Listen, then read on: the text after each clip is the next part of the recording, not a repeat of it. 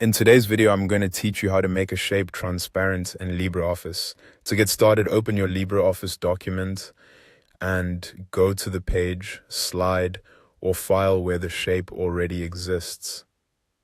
This method is very quick, and it's useful when you want to keep the outline of a shape visible while removing the solid color inside it.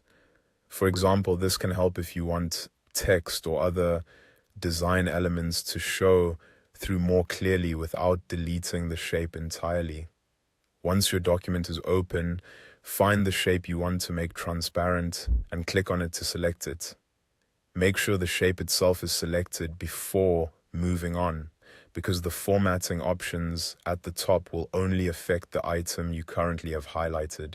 If you don't see any change in the toolbar, just click the shape one more time to confirm it's active. After the shape is selected, look toward the top of the LibreOffice window for the area style or filling drop-down menu. This is the setting that controls how the inside of the shape is displayed. Click that drop-down to open the available fill options. From the list, choose None.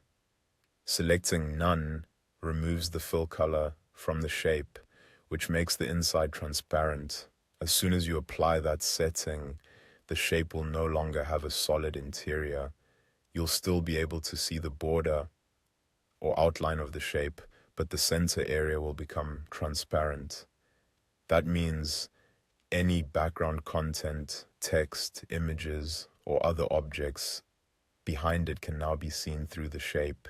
This is a simple but useful formatting adjustment, especially if you want a cleaner layout or you're trying to highlight content without covering it up.